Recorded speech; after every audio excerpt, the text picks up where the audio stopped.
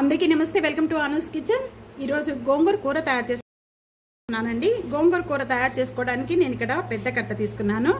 ఇది ఆకులుగా వేసుకోకుండా చిన్న చిన్న పీసెస్గా కట్ చేసుకొని కూర తయారు చేసుకుంటే బాగుంటుంది. గోంగూర కూర తయారు చేసుకోవడానికి నేను ఇక్కడ ప్యాన్లో 2 టేబుల్ స్పూన్ ఆయిల్ యాడ్ చేస్తున్నానండి. ఆయిల్ బాగా కాయిపోయిన వెంటనే ఒక 1/2 టేబుల్ స్పూను జీరా, 1/2 టేబుల్ స్పూను శనగపప్పు 3 తీసుకున్నానండి. మెంతి పౌడర్ అండి, వేయించుకున్న మెంతి పౌడర్ ఒక 1/2 టేబుల్ స్పూను. ఇక్కడ తాలింపు అంతా కూడా బాగా వేగిపోయింది. ఈ సైజు ఉల్లిపాయలు 2 తీసుకున్నానండి. 2 ఉల్లిపాయలు ఈ మొత్తం చిన్న చిన్న పీసెస్ కట్ చేస్తున్నాను.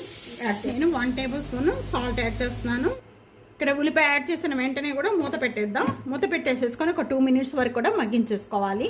ఈ లోపల మిక్సీ జార్లో మసాలా తయారు చేసుకుందాము. మసాలా తయారు చేసుకోవడానికి నేను ఇక్కడ మిక్సీ జార్లో 1 టేబుల్ యాడ్ చేస్తున్నాను. 7 లేక 6 ఈ బాగా ఘాటుగా ఉన్న పచ్చిమిర్చి, ఘాటు లేని అయితే కనుక ఒక 10-11 తీసుకోండి.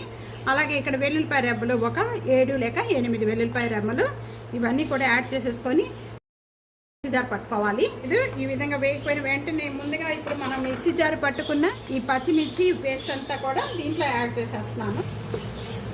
ఇక్కడ ఒక 1/2 టేబుల్ స్పూన్ పసుపు యాడ్ చేసి చిన్న చిన్న పీసెస్గా కట్ చేసుకున్న గోంగూర కూడా దీంట్లో యాడ్ చేసేస్తున్నానండి. బాగా మగ్గిపోయిన తర్వాత కొద్దిగా అయిపోతుందండి, ఇట్లాగే ఉంటుంది. వేసిన వెంటనే కూడా హై ఫ్లేమ్లో పెట్టేసుకొని కొద్దిగా మగ్గేంత వరకు కూడా ఈ విధంగా కలుపుకుంటూ ఉన్నాము. ఆకంతా కొద్దిగా కలర్ చేంజ్ అయిపోయి మగ్గిపోయిన వెంటనే మూత పెట్టేసుకున్నామండి. లో ఫ్లేమ్లో పెట్టేసుకొని ఒక 5 మినిట్స్ వరకు మధ్య మధ్యలో ఓపెన్ చేసి కొంచెం కలుపుతూ ఉండండి. ఒకసారి మూత ఓపెన్ చేసేసుకొని కలుపుకుందామండి. కారం యాడ్ చేస్తున్నాను 1 టేబుల్.